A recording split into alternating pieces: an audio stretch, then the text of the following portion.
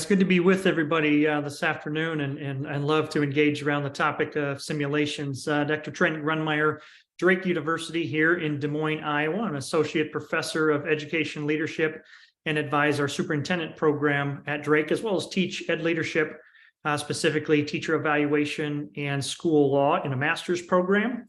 And then I teach a tech and leadership class in the doctorate program. And I mention that because I'll talk to you about how we've leveraged the SIM in some of those different programs. Dr. DeYoung already alluded to a previous study that we did in both of our programs, and then did a perception study that was published in the International Council of Educational Leadership Preparation journal there.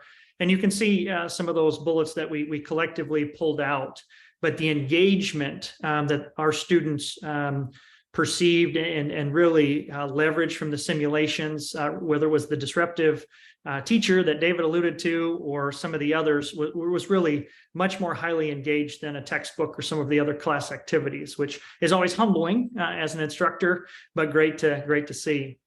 We also, the different perspectives, as David alluded to, the SIM offered that framework to have those discussions with our students. And then I think most important as we think about preparing leaders for the fields and the unique fields and the post-pandemic and all the challenges that they faced, that confidence to lead because they've had an authentic simulation experience was certainly uncovered in that particular research.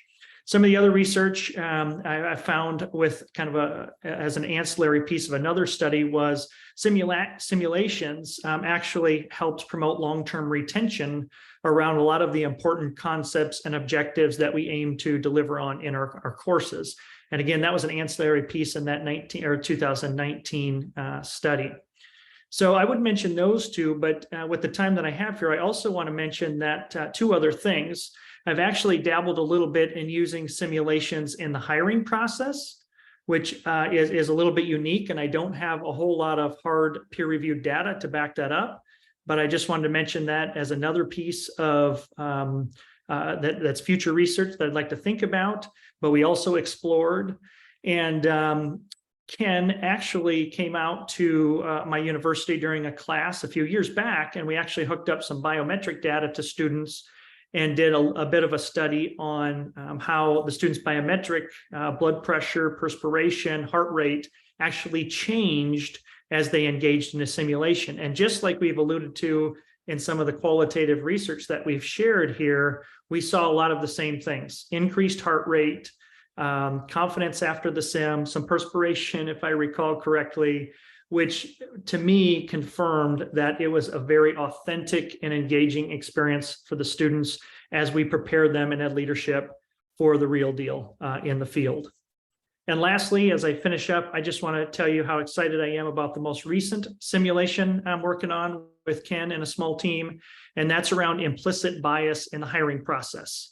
And we hope by the new year, 2023, we're able to share that simulation with a wide audience as well, because I know how meaningful of a topic that will be. So thanks for the opportunity today.